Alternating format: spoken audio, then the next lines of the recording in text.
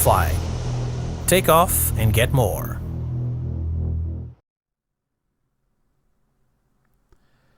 Hello everyone, welcome. My name is Adam J. Pestridge and welcome to the beta testing for SimFly. I'm going to guide you through the different phases of testing, from downloading to installing to using the client if you're new to the process. Testing is always about finding bugs, things that do not happen when commanded, or even things that do happen when not commanded. You don't need to have an extensive understanding on how the client works in order to test it, nor do you have to have a big background in testing full stop. There will be a few rounds of testing, but firstly it's about getting the client and installing it onto the PC, making sure the installer performs okay and does what it needs to do. Before we even go to download the client, we need to make sure the PC is set for testing. We need to make sure that the environment that it's going to be installed in is okay and working correctly, i.e. your operating system. You can either be using Windows 10 or 11. If your version of Windows is corrupt, errored, or compromised, then the installation will go wrong or not happen as intended, and when you use the client, it will give you a false impression of its use, which you will then report back, giving the dev team false reports and delaying the public release. So firstly, make sure your GPU drivers are on a stable build version and do not cause crashes when you are flying in the sim. Go for a test flight. Make sure you can take off and land without any issues. If you do have issues, resolve it first before downloading the client. Also, make sure your CPU is not throttling at 100% when you are in the sim. This can cause performance issues and crashes and give you false impression of the SimFly client. Make sure your operating system is not corrupt.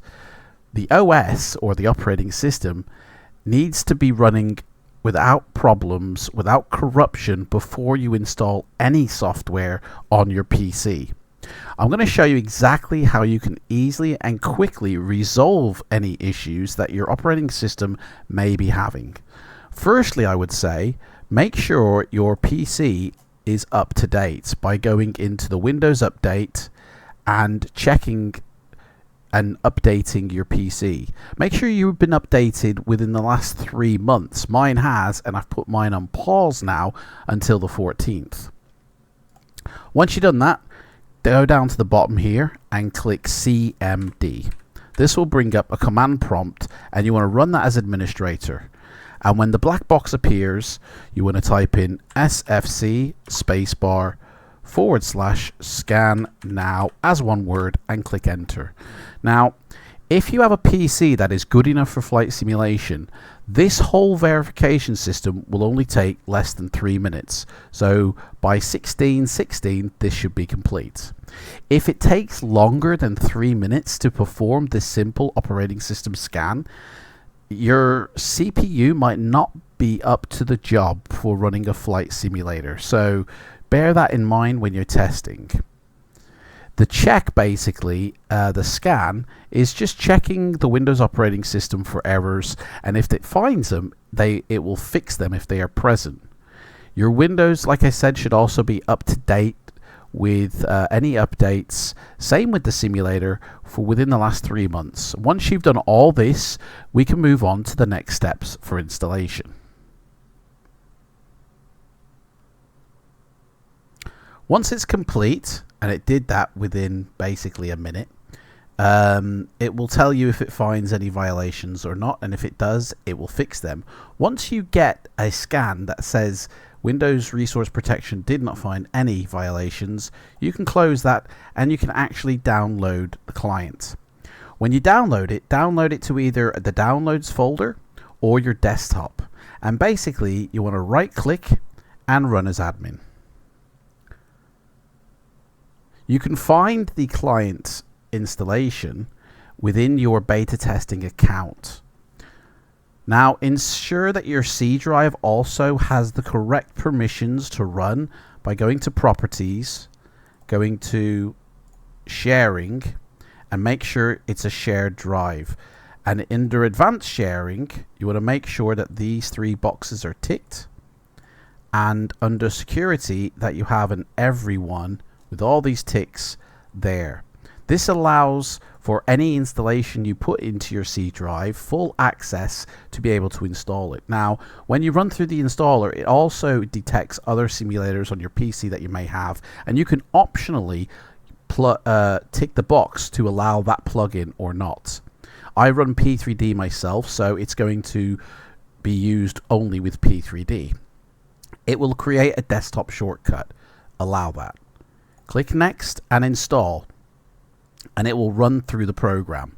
Now when it's finished, click Finish and go into Program Files to make sure that the folder for SimFly Client is there and that all the DLLs correctly are there as well. If they are not, this will be part of your feedback that you give SimFly for the installation, giving your Windows build number and your Windows version. And you can find this information by going to System and About, and it will tell you exactly which version of Windows you are on here. I'm using Windows 10 Home and I'm on version 22H2. Make sure you give them your Windows specifications and your device specifications as well. This allows the dev team to further define what a bug is and why it's there. Now, once you've downloaded and installed the client, you basically want to run your simulator of choice. I'm using P3D. I just click it to run. Once the sim has started and you're inside the simulator and it is stable, you can right click on the SimFly icon on your desktop to start the SimFly client. If your simulator is buggy, if your simulator is not performing as it should, then there would be no point in testing the SimFly client, as you would be getting false readings throughout your flight. Make sure your simulator is running as you intend it to before you start testing the SimFly client. To start the client, simply right click on the client icon on your desktop and run as administrator. And this is what it will look like when it starts. Ensure it says connected to sim here and it says exactly which sim you're in. You can refresh it and allow it to disconnect and reconnect to test out its connection to the sim. The next thing to do is to install the API key that will allow you to track yourself during testing. So head over to your account on SimFly and in the simulator section, click Generate API Key. Now, I must stress this is a unique code and only one will be given out. So ensure this next step is done accurately. Once you click Generate Key, it will generate a key here.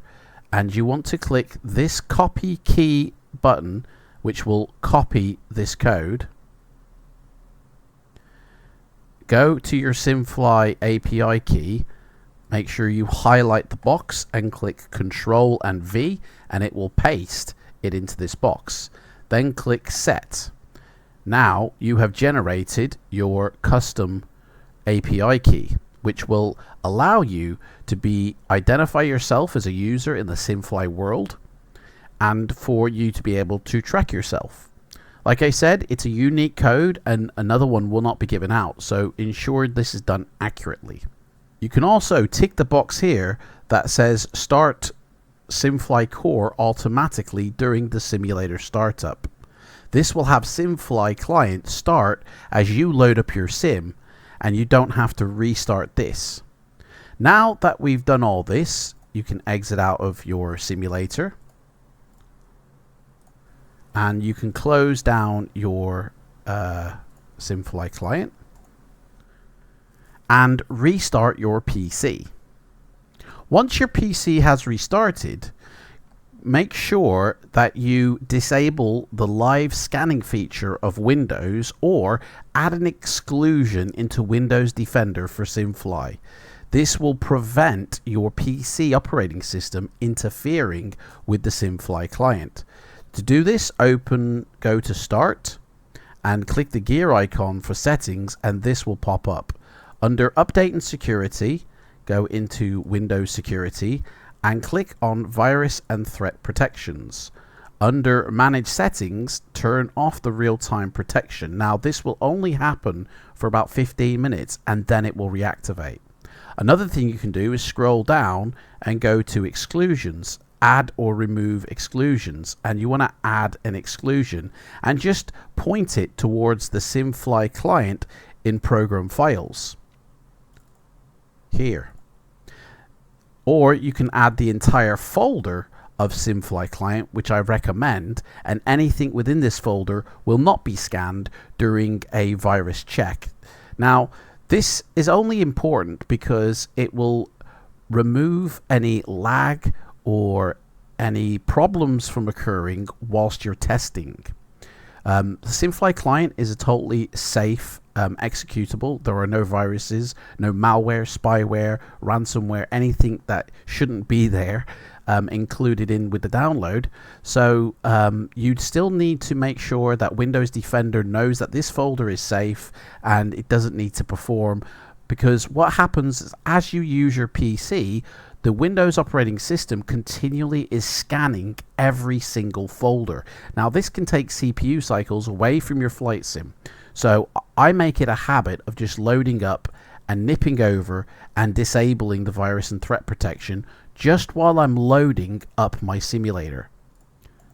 Again, it will re-enable itself about 15-20 minutes later, but it won't now scan SimFly as it's being used. Again, this is an optional thing. It's not something that needs to be done, but it will eliminate problems whilst you're testing. Now you've done this, you can start your simulator of choice and load into the sim. The SimFly client should also load up as well alongside your FLIGHTSIM.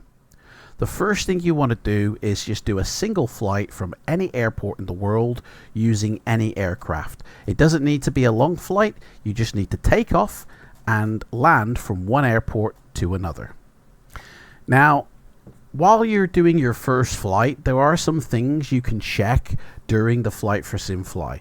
Is the client running through the whole flight? Is it connected continually throughout the entire flight? Does it even load up with your FLIGHTSIM? Can you see yourself on the SimFly website map as a gold icon? And is the icon moving accurately to your location in the sim? Does the client disconnect at all during the flight? Keep an eye on your own internet as well in the Task Manager box within Windows. Make sure that you don't experience any internet drops during your usage, because this can account for a disconnection that really isn't an issue for the SimFly client, only because your internet dropped out as well. Make sure the information within the SimFly client is being collected. The heading, the ground speed, the altitude, and the estimated time of arrival. Once you complete your flight, shut your sim down and see if the client disconnects and shuts down as well. This is just one of many rounds of testing that you will go through as a beta tester for SimFly. Do many flights to ensure that the client is connecting and broadcasting your signal to the map that you see in your account on the website. Very soon you'll be given assets to use, licenses and packs, and you will be able to go into the next round of testing where you will be testing the economy of SimFly. For today, it is just the download and installation and usage of that client. And SimFly thanks you so much for your support and your cooperation in making the SimFly client very stable and working for when we launch it later this year.